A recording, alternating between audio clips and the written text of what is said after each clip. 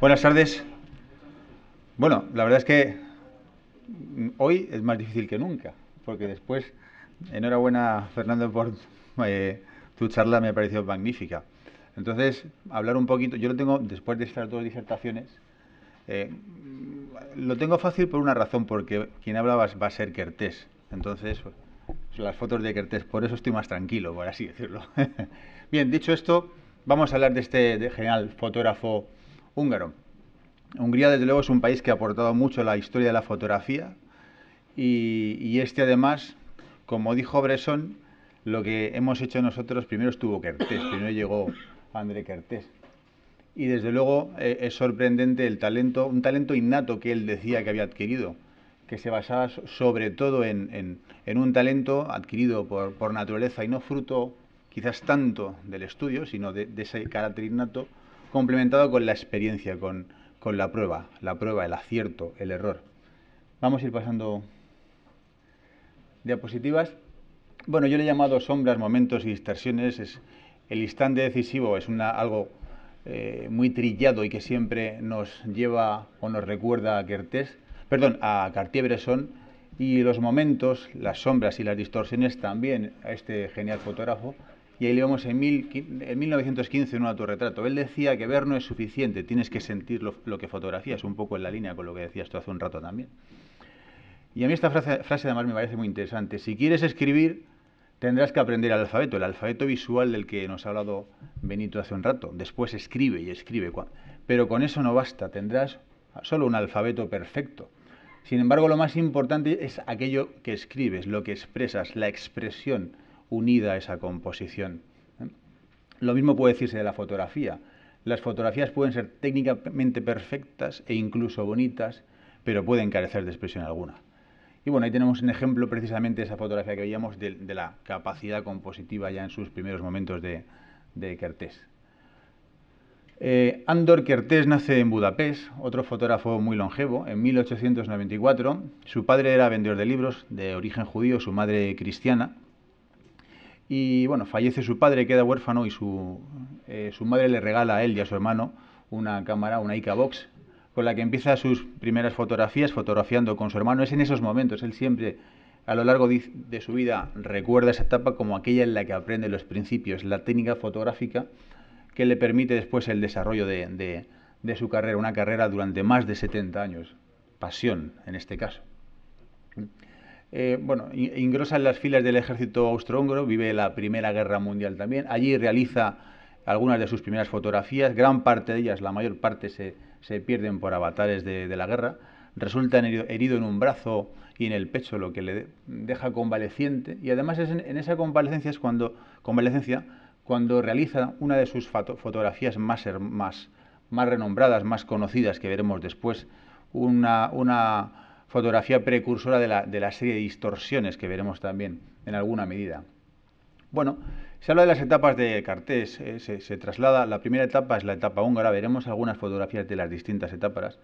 En 1926 se traslada a París y ahí adquiere una Leica, la primera cámara de 35 milímetros con la que tiene contacto. Realiza reportajes para revistas como Bull, Art, Vivant, bueno, en fin, las que veis ahí renombradas. Es seguramente una de las etapas más fecundas y las que pone en práctica esos conocimientos previamente adquiridos en su Hungría natal, y además le permite pues entrar en contacto con lo más grande de la cultura y del arte en la capital francesa. Bueno, como veis, colabora con Vogue, con Condé Nast. Ahí vemos una fotografía del carnet de prensa.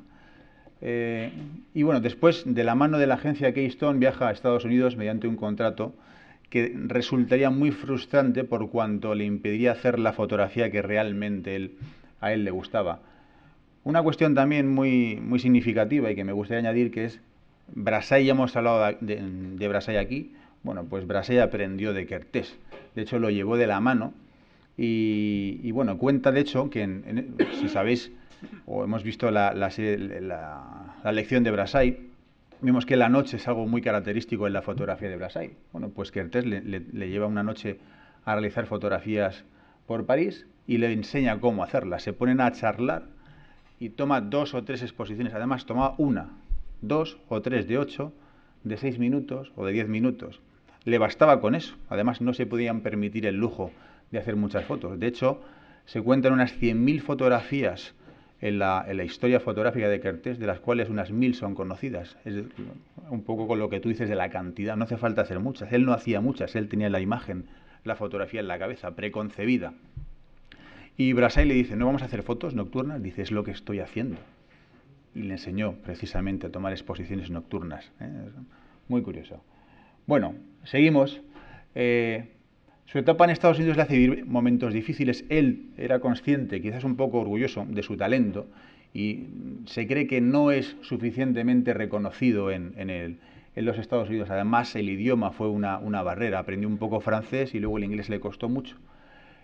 Su mujer fue una empresaria de la cosmética que tuvo cierto éxito. Él ya no pudo volver, como hubiera sido su deseo, a París, a su París añorado, y sigue fotografiando para revistas, para House Garden, fotografías de moda, de niños, de arquitectura, pero sigue haciendo el tipo de fotografías que a él le gusta. Durante la Segunda Guerra Mundial, Hungría fue considerado por los aliados un país enemigo, incluso le prohibieron hacer fotografías en la calle, y eso quizás alumbró o dio lugar a una de sus mejores fotografías desde el apartamento en Washington Square, que veremos algunas fotografías aéreas que son francamente espectaculares. Y en esta de la derecha pues vemos esa preocupación por la composición, por la línea, por el punto, por todo esto que sintetiza un poco las ideas que hace un rato nos transmitía Benito. Fijaos que cómo ha utilizado aquí esta composición no sería lo mismo sin esperar el momento también. Él probablemente se sitúa aquí, tiene la imagen prevista, pero espera a que acontezca algo. Algo que además vemos que se va a repetir después en otras instantáneas, algo que hacía ya Doisneau en su fotografía desde el escaparate, la mirada de Soslayo, por ejemplo.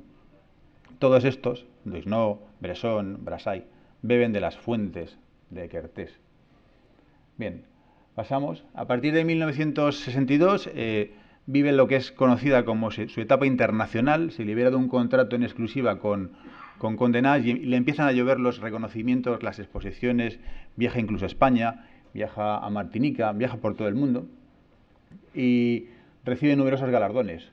Realizó también fotografías en color y en la década de los 70 le regalan una cámara Polaroid SX70, que es esta que vemos aquí a la izquierda, con la cual experimenta y desde su apartamento, además en unos instantes en los que se había quedado viudo y la nostalgia le embargaba y le invadía, sin embargo, fijaos esas composiciones pues tan extraordinarias que realiza con una Polaroid montada en su trípode y desde el apartamento en el que casi estaba confinado, algo que ya hizo el propio Joseph Sudek en esa serie que vimos en la sesión de los objetos cotidianos.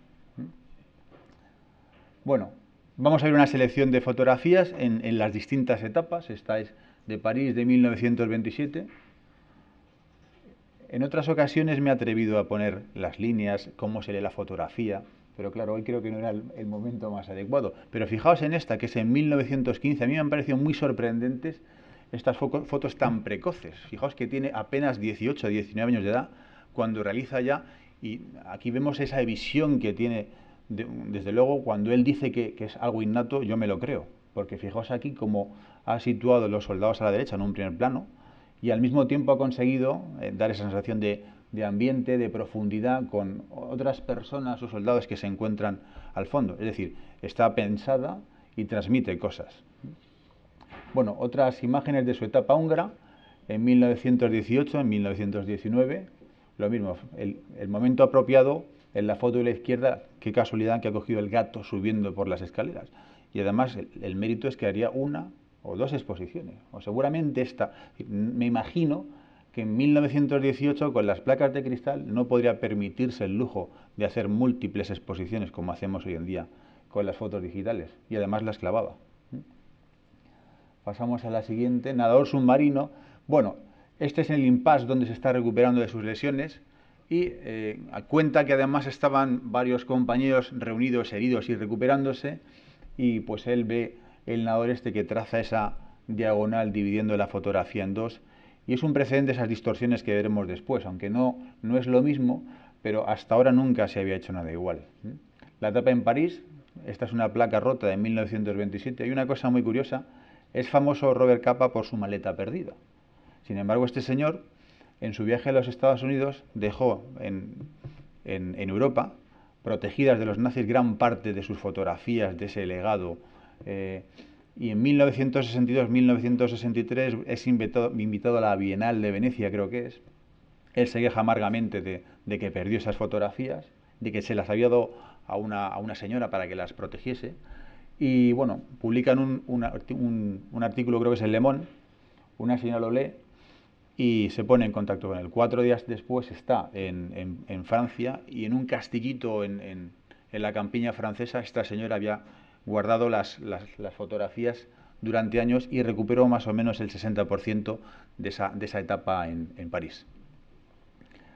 Bueno, el Hotel de Le Rue Babin, esta es una de las primeras fotografías que hace en París y traza aquí una perspectiva, un ángulo totalmente distinto e innovador en aquella época. Fijaos que pasamos de la fotografía reciente de Eugène Atget, una fotografía frontal en la que él se situaba frente a los escaparates o frente a la escena y a pie de calle pues capturaba la escena, y aquí desde el hotel traza esa composición y se espera a que ocurra algo. Además parece ser que esta foto está durante horas, durante largo tiempo, a que algo pase y se asoma ese niño que además mira en dirección a la parte inferior de la fotografía donde vemos esas flores y resuelve, completa el círculo.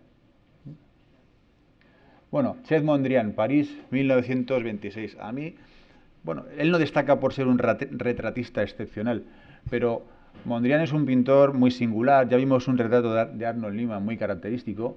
Es un pintor que además en su casa el verde, por ejemplo, lo tenía prohibido, según cuentan, y jugaba con el amarillo, con el rojo y con el azul en sus composiciones. De hecho, os invito a... Bueno, vamos a ver un ejemplo ahora de la obra de Mondrian en la siguiente. Esto es Mondrian, a esto se dedica. Y cuando vemos esto y después vemos la foto que hace Kertész, comprendemos por qué hizo esa foto. Con lo cual, eso de que el retrato de ambiente lo inventa Arnold Newman, yo ya lo pongo en entredicho. Lo vamos a ver en la siguiente. Fijaos la foto de la izquierda, que a mí me parece extraordinaria. Cómo ha dividido la fotografía en dos fotos, la de la izquierda, la de la derecha, y además con sucesivos planos que nos adentran y nos hacen penetrar, primero pasando por la maceta, por la mesa, por la puerta, y vemos las proporciones geométricas que están, nos podemos tirar minutos, incluso ya hasta horas, observando y analizando esta fotografía, y desde luego, finalmente llegamos a la conclusión que es la casa de Mondrian. Y la de la derecha, pues igual, el cenicero en el centro, las gafas del pintor, esa mesa rematada por esos dos triángulos negros, y todo gravita, todo gira en torno a esos protagonistas que son las piezas del pintor, su pipa y sus gafas, ¿no?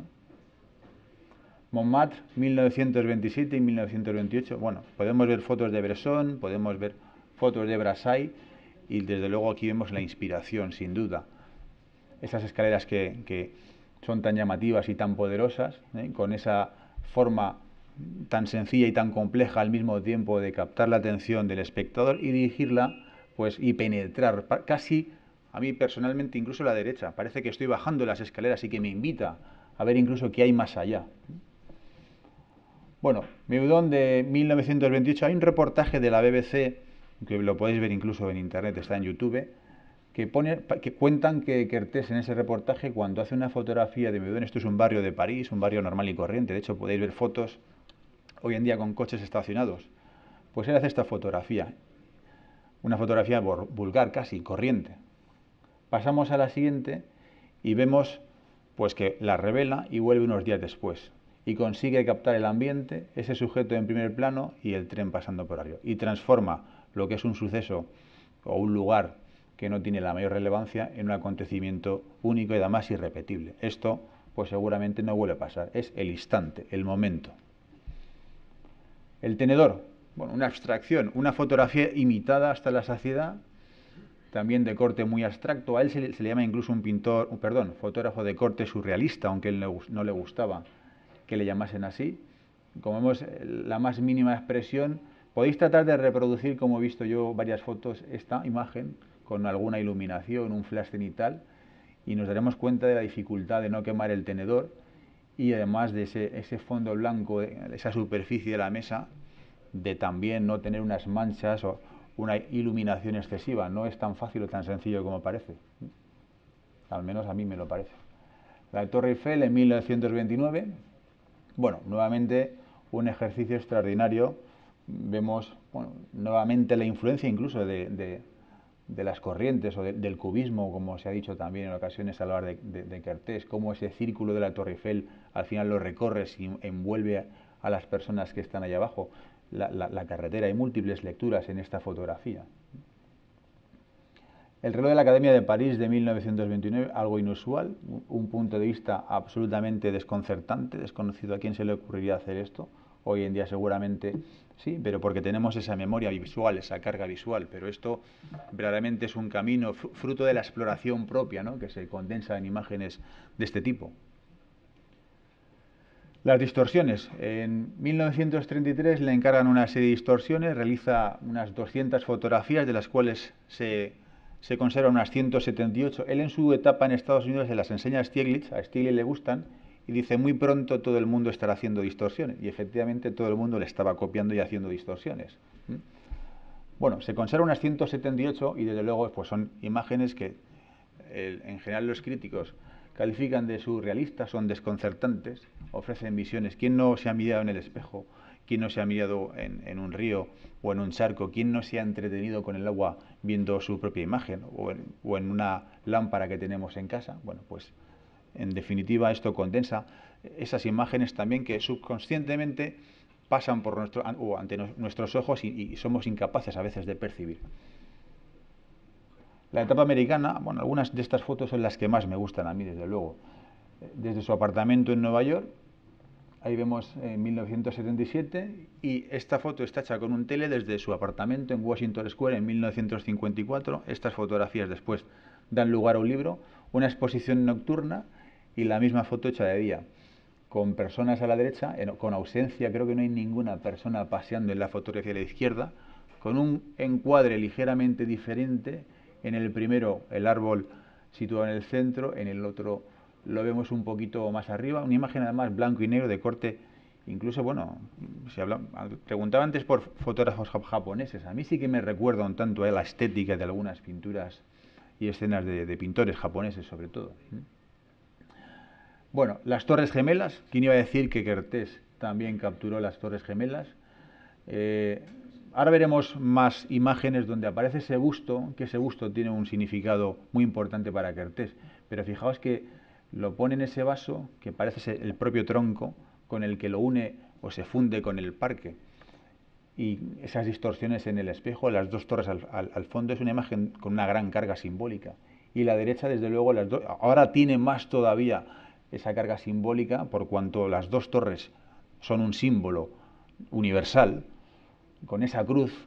Es que parece que esta foto está hecha para los tiempos modernos. Y con el pájaro que puede, o la paloma, la paloma incluso de Picasso, ¿no?, que puede simbolizar o significar o incluso despertar recuerdos, especialmente la gente que haya vivido la tragedia de los atentados del 11S. Bueno, la etapa internacional. Esta es una fotografía en Buenos Aires. Aquí vuelve un poco a disfrutar de la fotografía. Sabes que él, cuando llega a Estados Unidos, ofrece una serie de reportajes para la revista Life y lo rechazan por 3 veces.